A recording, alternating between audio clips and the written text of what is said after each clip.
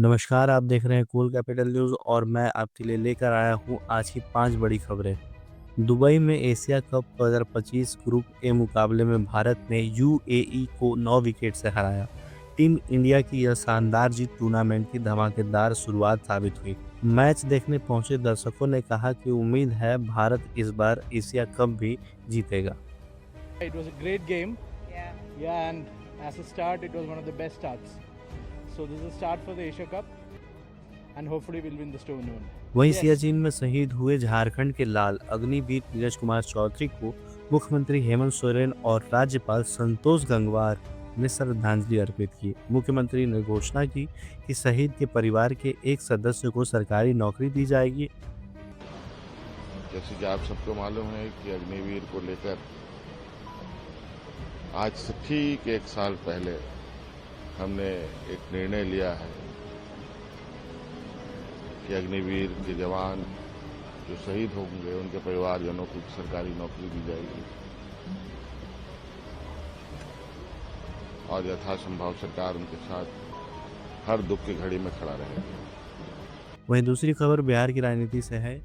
केंद्रीय मंत्री गिरिराज सिंह ने राजद की मां बहिन मान योजना पर बड़ा हमला बोला।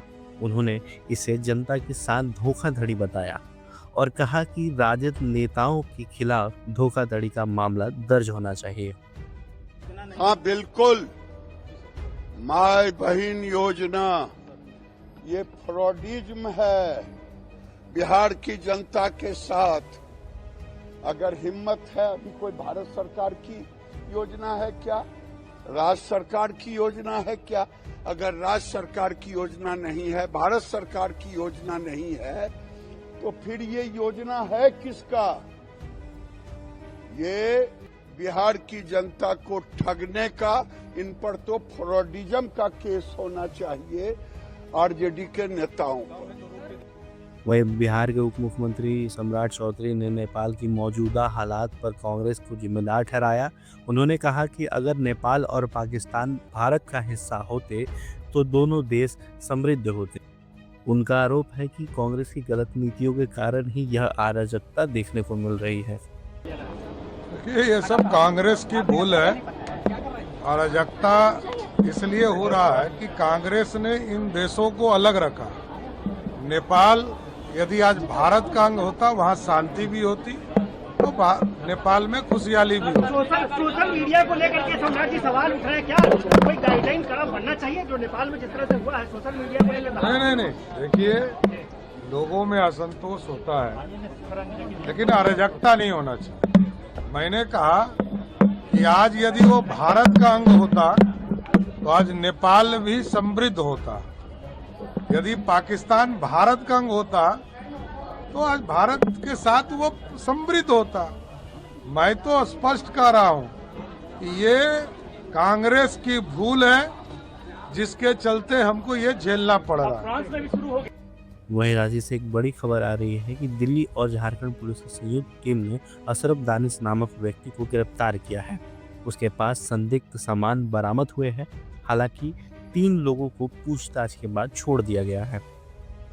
तो आज जो दिल्ली पुलिस के द्वारा स्पेसिफिक इनपुट के आधार पर जो एटीएस झारखंड और दिल्ली पुलिस का जॉइंट टीम ने कुछ एरिया पर सर्च वगैरह कराया गया था। इसमें ये सूचना था कि कुछ रेडिकलाइज्ड एलिमेंट का रहने की सूचना था। उसी आधार पर सर्च किया गया था, कुछ लोग को डिटेन किया था। पूछताछ के दौरान ये एक जो लड़का है जो अशरफ दानिश, ये रहने वाला है बुंडू बोकारो। इनको रांची से लोअर बाजार थाना क्षेत्र से डिटेन किया गया है। इनको दिल्ली पुलिस ने अरेस्ट किया है, अपना ये केस दर्ज किए हैं, उसमें अरेस्ट किए हैं। उनके पास से कुछ सामान वगैरह, केमिकल वगैरह बरामद हुए हैं और इनसे पूछताछ अभी किया जा रही है। ये किसी एक संगठन से जुड़ा हुआ मामला अभी तो सामने नहीं आया है, वो पूछताछ के बाद ही पता चलेगा। इनिशियल इन्वेस्टिगेशन कुछ हुई है, क्या कुछ बताया है, कब से यहाँ रह रहा था और क्या हुआ था, कुछ समथिंग और समथिंग? नहीं, अभी का जो सूचना है उसी आधार पर उनको डिटेन किया है, क्योंकि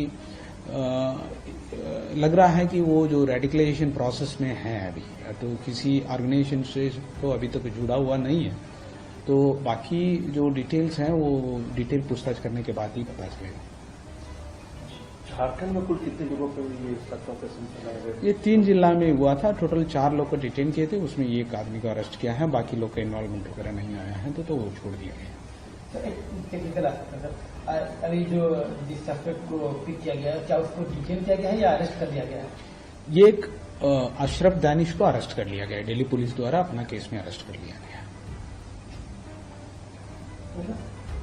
जो सामान और जो चीजें जो मिली है उसके रूम से, वो कितने एक्सप्लोसिव उन्होंने उसका किस तरह से यूज होना था या क्या कुछ इस तरह की बात? तो लगता है कि कुछ केमिकल्स वगैरह बरामद हुआ है। उसमें किस बेसिस पर वो एक्सप्लोसिव्स का काम करेगा या किसी एक्सप्लोसिव्स के साथ मिलके उसको यूज करना है, वो उसको पूछताछ के बाद ही पता चलेगा उसमें। और फिर किसी केस में इनका इन्वॉल्वमेंट अभी तक तो नहीं है। ये केस जो दिल्ली पुलिस ने किए हैं उसमें इनको नेम्ड किया है, उसी बेसिस पर उनको अरेस्टिंग हुआ।